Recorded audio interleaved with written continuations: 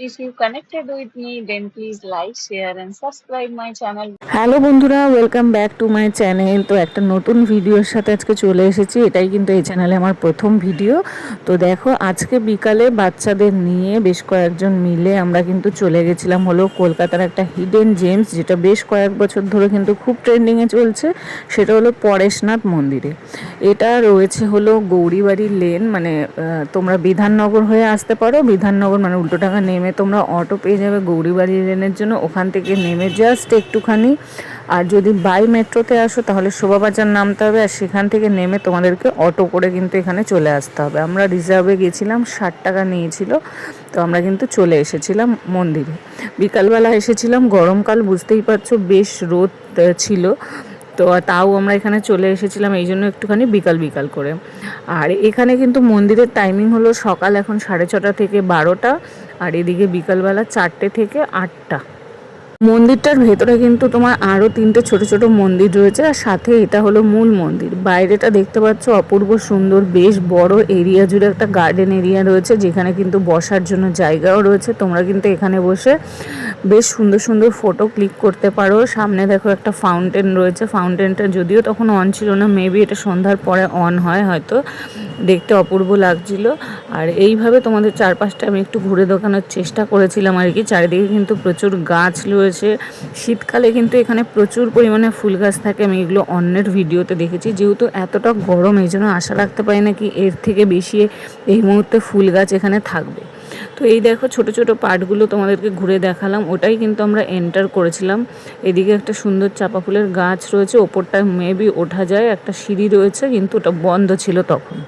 বিকালের দিকে একদিনের জন্য আসার জন্য কিন্তু দারুণ একটা আইডিয়াল জায়গা।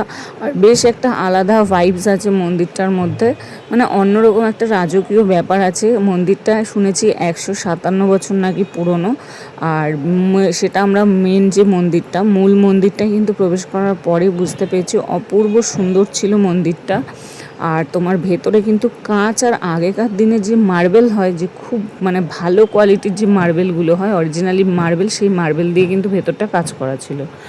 আর এইদিকে বেশ ছোট ছোট কিছু জায়গা রয়েছে, যেগুলোতে তোমরা দাঁড়িয়ে ফটোশ্যুট করতে পারবে, খুব সুন্দর ফটো আসবে। আর এখানে সামনে একটা জলাশয় রয়েছে, যেখানে অপূর্ব লাগছিল, রং বেরঙের প্রচুর মাছ ছিল, আর প্রচুর পরিমাণে কচ্ছপ ছিল, যেগুলোকে এখান থেকে আমাদের বাচ্চারা কিন্তু পপকর্ন দিচ্ছিল, আর ওরা কিন্তু আরামসে খুব মজা নিয়ে সেগুলো খাচ্ছিল। তো তারপরে দেখো আমরা এই সাইডটাতে চলে এসেছিলাম সামনের দিকে যাব বলে, মেন মন্দিরটার। তো আমরা ধীরে ধীরে ওই দিকটাতেই এগিয়ে যাচ্ছিলাম। আর মূল যে মন্দিরটা রয়েছে, ওই মন্দিরের ভিডিও তোমাদেরকে শেয়ার করতে পারবো না, কারণ হলো ভেতরে কিন্তু একদমই ফোন নিয়ে যেতে দেন না। ওই সামনে একজন সিকিউরিটি দাদা ছিলেন, উনি একদম প্রথমেই বলছিল ফোনটা ব্যাগে নিয়ে নেবেন। তো ওখানে ফোন কিন্তু একদম নিয়ে যাওয়া যায় না। তোমরা কারা কারা ঘুরতে এসেছো ওই মন্দিরটা জানিও, আর কেমন সুন্দর সেটাও জানিও। কারণ ভেতরটা তো যেহেতু দেখাতে পারলাম না, আশা করছি কেউই পারবে না, কারণ এখানটা কিন্তু ভেতরে কিন্তু ফোনটা অ্যালাউ হয় না একদম। এর পাশেই রয়েছে আরও বেশ কয়েকটা নাকি মন্দির, তো সেটা আমরা আর যাইনি, কারণ এখান থেকে কিন্তু আমরা ঘুরে চলে গেছিলাম হলো হাতিবাগান, যেটা একদম পাশে রয়েছে। ওখানে কিন্তু তোমরা একদিন মানে মন্দির ঘুরে, শপিং করে, ঘোরাঘুরি, খাওয়া দাওয়া সব কমপ্লিট করে ভালোভাবে একটা বিকালের দিন কিন্তু তোমরা ঘুরে আসতে পারো। আমরাও গেছিলাম এই জন্য, কারণ সামার ভ্যাকেশন পড়েছে বাচ্চাদের, অনেক দিন ধরে আসবো আসবো করছিলাম, কিন্তু আসতে পারছিলাম না। তো যাই হোক, ওভারঅল দিনটা খুব ভালোই কাটলো। আর তোমরা কিন্তু কারা কারা এখানে ঘুরতে এসেছো তারা অবশ্যই কমেন্টে জানিও। চলো টাটা, বাই, দেখা।